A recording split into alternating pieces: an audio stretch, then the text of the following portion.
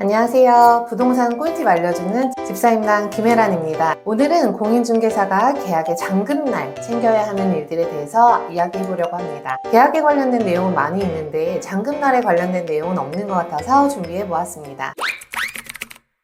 잔금날은 계약 때만큼 챙겨야 할 것들이 많아서 은근히 바쁩니다. 관리비 정산도 해줘야 되고 문제없이 이사 나가고 들어오는 것도 체크를 해줘야 합니다. 포장이사는 대부분 오전 8시에 짐을 싸기 시작해서 12시 전후로 나갑니다. 이삿짐 센터 직원분들이 식사를 하시고 오후 1~2시경에 새로운 집에 짐을 푸세요. 그래서 실제 경우의 수가 훨씬 다양하긴 하지만 전출과 전입이 동시에 일어나는 이사를 진행하신다면 이 시간대를 기준으로 잡고 나가는 이삿짐과 들어오는 이삿짐 간의 동선이 겹치지 않도록 양측의 시간을 확인해서 안내 및 확인을 해주시면 됩니다. 이사하는 곳이 공실이라면 이 부분은 조금 더 편하실 거고요. 아파트나 지식산업센터처럼 규모가 어느 정도 있는 집합건물이라면 관리사무소에서 일반 관리비 등의 공과금 정산을 계산해 줍니다. 비용을 확인해서 기존 사용자가 정산하게 하고 영수증 등의 증빙을 받거나 중간 정산이 만약에 안 된다면 그 비용만큼을 다음 사용자에게 승계하도록 비용을 안내해 주시면 됩니다. 또 집합건물 등은 선수관리금이나 장기수선 충당금이 있는 경우가 있어요. 이런 경우에 체크해서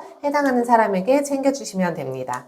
사실 관리비나 공과금 정산 같은 경우는 공인중개사의 의무는 아니지만 고객의 편의를 위해서 서비스를 해주는 것이 관례이기도 하고요. 이 부분 때문에 중개에서 문제가 되는 것보다 중개를 진행한 내가 직접 챙기는 것이 훨씬 마음이 더 편합니다. 집합 건물이 아닌 일반 건물이나 규모가 작아서 관리사무소가 없는 건물의 경우에는 케이스가 훨씬 더 다양합니다. 공과금이 관리비에 포함되는 경우도 있고 개별로 내는 경우도 있어요. 이럴 때는 내용을 파악하신 다음에 정산을 도와주시면 되는데요. 도시가스는 한국도시가스협회 사이트의 도시가스 고객센터 찾기에서 지역별로 전화번호를 검색해서 확인하시면 됩니다. 전기세는 지역번호 없이 123번에 전화하셔서 상담원과 통화하신 다음에 정산을 하시면 되고요. 수도세는 지역번호 없이 120번에 전화하셔서 마찬가지로 상담원과 통화 후 문의하시면 됩니다. 공과금 중간 정산 시에는 계량기 검침 숫자를 불러줘서 정산을 도우시면 되는데요. 처음 하시는 중개사분들이시라면 상담원과 꼭 통화하신 다음에 안내에 따라서 해주시면 됩니다. 실제 사용자에게 잔금일 당일 검침 번호, 예를 들어 기존 세입자라든지 매도자가 되겠죠. 잔금일 당일 검침 번호를 사진 찍어서 보내달라고 하셔도 되고요. 건물 외부에 계량기가 있다면 중개사가 직접 확인해서 상담원에게 직접 불러줘도 됩니다. 처음에는 헷갈리실 수 있는데요. 사실 몇 번 해보면 별거 아닙니다. 요즘에는 공과금 관련 어플도 잘 나오고 이걸 잘 아시는 고객분들은 미리 정산을 끝내놓는 경우도 많이 있습니다. 또 물품 인수인계할 것들이 많다면 이 부분도 잔금일 당일에 꼼꼼하게 체크합니다. 체크리스트를 만들어 놓고 고객 앞에서 체크하시면서 양측 사인을 받아두시면 더 좋고요. 가능하시다면 사진을 찍어서 출력해서 계약서 파일과 함께 보관하시는 것이 더 좋습니다. 매매라면 잔금일에 법무사와 함께 만나 소유권 이전 등기에 필요한